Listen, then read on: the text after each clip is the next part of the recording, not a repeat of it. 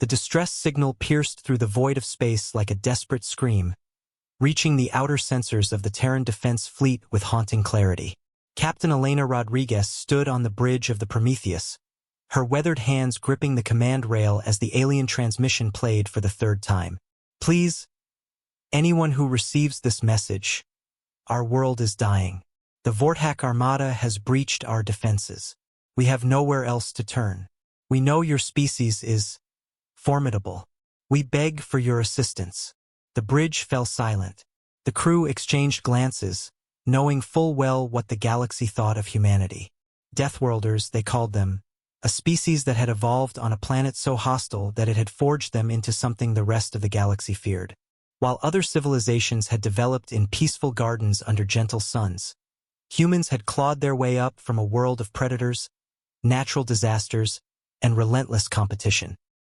Sir, Lieutenant Commander James Fletcher reported from the communications station. The signal originates from the Kepler 442 system, the Zilani homeworld. Rodriguez nodded grimly. She remembered the Zilani from the Galactic Council meetings. Tall, graceful beings with luminescent skin and large, gentle eyes.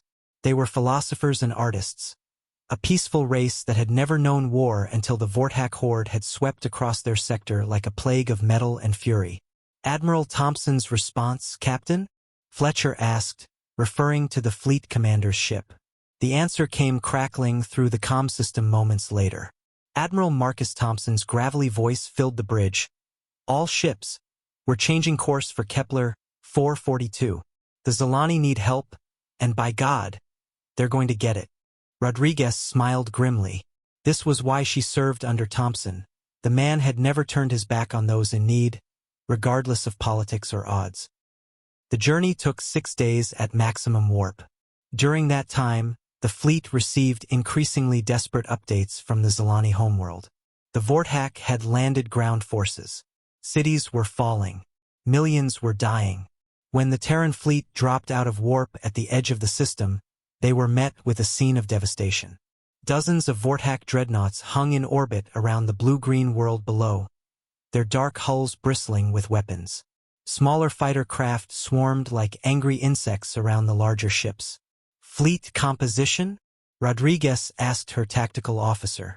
47 Vortak capital ships, sir. At least 300 fighters. They've got us outnumbered 3-1. Rodriguez felt her crew's tension, but also their determination. Humans had faced worse odds before. It was, after all, what they did best. Admiral Thompson's voice echoed across all ships. Remember, people, we're not just fighting for the Zilani today. We're showing this galaxy what it means to stand with humanity. All ships attack Formation Delta. Let's give these Vortak bastards a taste of Deathworlder fury. The Prometheus dove into the fray alongside her sister ships, plasma cannons blazing. Human tactical doctrine was unlike anything the galaxy had seen, aggressive, adaptable, and utterly relentless. While other species fought with predictable formations and established protocols, humans improvised, took risks, and pressed advantages that others couldn't even see. Rodriguez watched as the Defiance performed a maneuver that would have been suicide for any other species. Diving directly between two Vortak dreadnoughts, using their own crossfire against them while simultaneously launching torpedo spreads at both ships. The tide of battle turned quickly. The Vortak, accustomed to facing the more cautious fighting styles of other civilizations, found themselves overwhelmed by human aggression and creativity. Ship after ship fell to the Deathworlder fleet's unconventional tactics. Within 4 hours, the last Vortak ship was either destroyed or fleeing into the void. As the Prometheus entered orbit around the Zilani homeworld, Rodriguez received a transmission from the planet's surface. The image of Chancellor Alara appeared on screen, her luminescent skin dim with exhaustion but bright with gratitude. Captain Rodriguez, Admiral Thompson, we cannot express our gratitude. You came when no one else would. You saved us. Thompson's reply was simple. That's what neighbors do, Chancellor. That's what friends do. And across the galaxy, word spread of the day the Deathworlders had shown that their fearsome reputation came not from cruelty, but from an unbreakable will to protect those who could not protect themselves. Chat controls Sonnet 4.